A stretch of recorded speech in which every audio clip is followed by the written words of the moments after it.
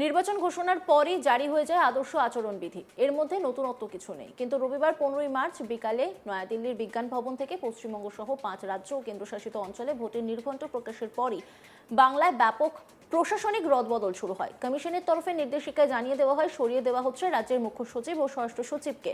বিকল্প কোনো আইএএস অফিসারদের ওই পদগুলিতে নিয়োগ করা হচ্ছে তাও জানিয়ে দেওয়া হয় নির্দেশিকায়। এখানেই শেষ নয়, একই সঙ্গে 2021-এর বিধানসভা ভোট ও 2024-এর লোকসভা ভোটের আগে ও পরে যে হিংসার ঘটনা ঘটেছিল সেই সময় সংশ্লিষ্ট থানাগুলিতে কোন কোন অফিসার দায়িত্বে ছিলেন সেই অফিসারদের তালিকা চেয়ে পাঠিয়েছে কমিশন। সোমবার 16ই মার্চ সন্ধ্যার মধ্যে সেই তালিকা জমা দিতে নির্দেশ দেওয়া হয়। আর এই নিয়েই আমার দুই কলিগ আলোচনা করে, সেই রিপোর্টটা দেখাবো আপনাদের। ঘটনা ঘটবে এটা আমরা আভাস পাচ্ছি কয়েক ঘন্টার মধ্যেই ঘটনা ঘটবে সূত্রের খবর।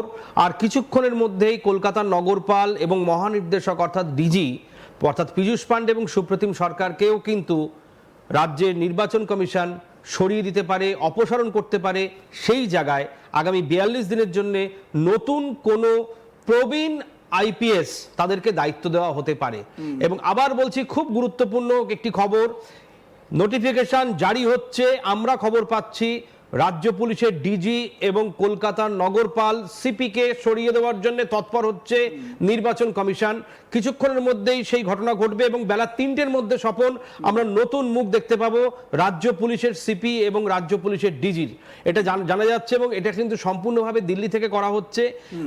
কতক্ষণের মধ্যে এটা করা হবে সেই রিপোর্টও কিন্তু চেয়ে পাঠানো হয়েছে দেশের নির্বাচন কমিশনের পক্ষ থেকে। যেটা তোমাকে বললাম, দুটোর সময় কিন্তু যেমন মুখ্য সচিব এবং স্বরাষ্ট্র সচিব তারা দায়িত্ব বুঝে নেবেন তাদের পূর্বতন মুখ্য সচিব স্বরাষ্ট্র সচিবের কাছ থেকে, সেরকমই পূর্বতন মহানির্দেশক পূর্বতন নগরপালের কাছ থেকেও দায়িত্ব নেবেন নতুন দুজন আইপিএস অফিসার।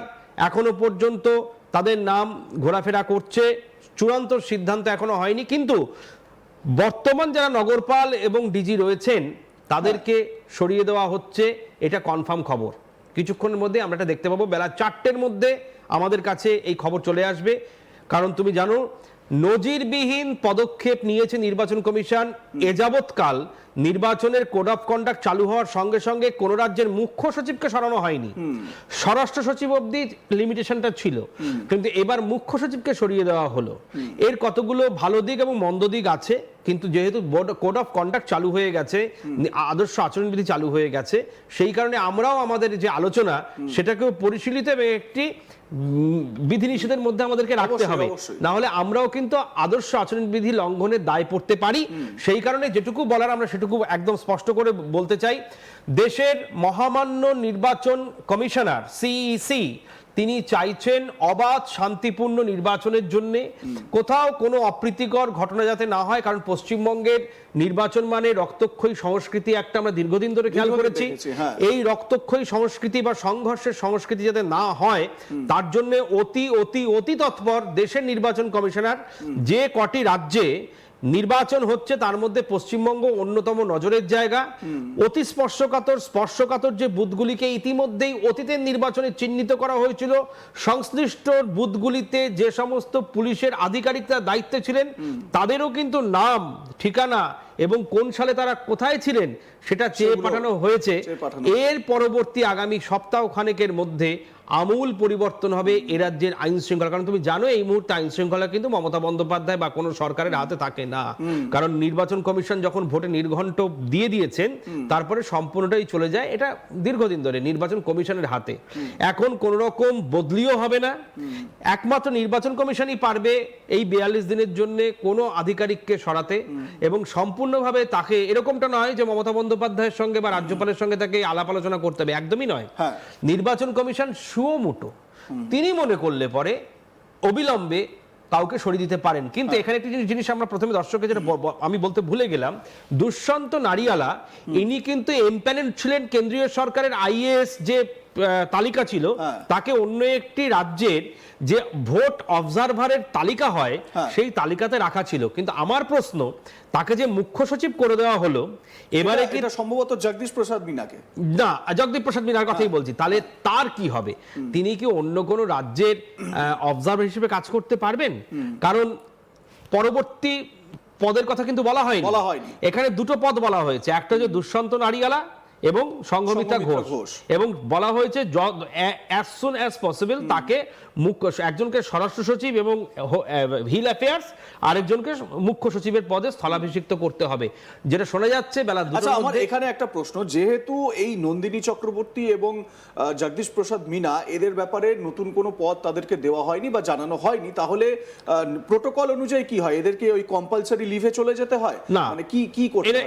এরাও দপ্তরের দায়িত্ব সামলাবেন, কোন রকম লিভে তারা যাবেন না। তারা যেটা করবেন, এদের পাশাপাশি এদেরকে অ্যাসিস্ট করবেন। আচ্ছা, কিন্তু নির্বাচন সংক্রান্ত কোনো কাজের সঙ্গে এই থাকতে দুই পারবেন না। আইএএস অফিসার, অ্যাডমিনিস্ট্রেটিভ অফিসার, তারা কিন্তু যুক্ত থাকতে পারবেন না। কারা কারা? নন্দিনী চক্রবর্তী এবং জেপি মিনা, জগদীশ প্রসাদ মিনা, এই দুজন নির্বাচন সংক্রান্ত কোনো কাজের সঙ্গে থাকতে পারবেন না। এমনটা নয় যে এদেরকে বাড়ি চলে যেতে হবে, এদেরকে ছুটিতে পাঠিয়ে হবে। এরা সরকারের যে উন্নয়নমূলক কাজ সেগুলো যেগুলো চলছে অলরেডি, নতুন করে কোনো কিছু ঘোষণা করা যাবে না। যে কাজগুলো প্রিভিয়াস শুরু হয়েছে সেগুলোকে শেষ করার জন্য এরা তদবির করতে পারেন। কে? জেপি মিনা এবং নন্দিনী চক্রবর্তী।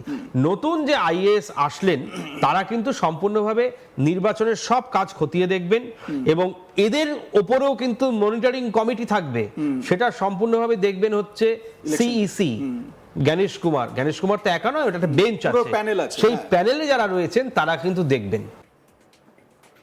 ভোট ঘোষণার পরে নজিরবিহীন পদক্ষেপ করলো দেশের নির্বাচন কমিশন। রাতারাতি সরিয়ে দেওয়া হলো রাজ্যের মুখ্য সচিব ও ষষ্ঠ সচিবকে। নতুন মুখ্য সচিব ও ষষ্ঠ সচিব সোমবার 16 মার্চ দুপুর 3টের মধ্যে দায়িত্ব নেন। রাজ্যের মুখ্য সচিব নন্দিনী চক্রবর্তী ও ষষ্ঠ সচিব জগদীশ প্রসাদ মিনাকে দায়িত্ব থেকে সরিয়ে দেওয়া হয়। রাজ্যের নতুন মুখ্য সচিব হিসেবে নাম কমিশনের তরফে পাঠানো হয় দুষ্মন্ত নারিয়ালার নাম, আর ষষ্ঠ সচিব হিসেবে সেই পদে নিয়োগ করা হয় সংঘমিত্রা ঘোষকে। 1993 ব্যাচের আইএএস দুষ্মন্ত নারিয়ালা বিপর্যয় মোকাবেলা দপ্তরের সচিব ছিলেন। এছাড়াও তিনি ছিলেন উত্তরবঙ্গ উন্নয়ন দপ্তর ও কারা দপ্তরের অতিরিক্ত দায়িত্বে। সংঘমিত্রা ঘোষ 1997 ব্যাচের পশ্চিমবঙ্গ ক্যাডারের আইএএস অফিসার। এতদিন তিনি নারী ও শিশু কল্যাণ দপ্তরের প্রধান সচিব ছিলেন। এই দপ্তরে তিনি রাজ্যের নারী, শিশু কল্যাণ, সামাজিক সুরক্ষা এবং বিভিন্ন সামাজিক প্রকল্পের প্রশাসনিক দায়িত্বভার সামলাতেন। এই দুই অফিসারই বর্তমান মুখ্য সচিব নন্দিনী চক্রবর্তী ও ষষ্ঠ সচিব জগদীশ প্রসাদ মিনার চেয়ে সিনিয়র আমলা।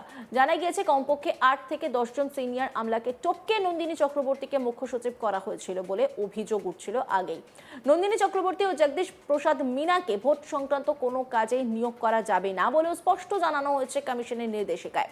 উল্লেখ্য, রবিবার পশ্চিমবঙ্গ সহ 5 রাজ্যে ভোটের দিনক্ষণ ঘোষণা করে নির্বাচন কমিশন। এবার 2 দফায় ভোট এই বঙ্গে।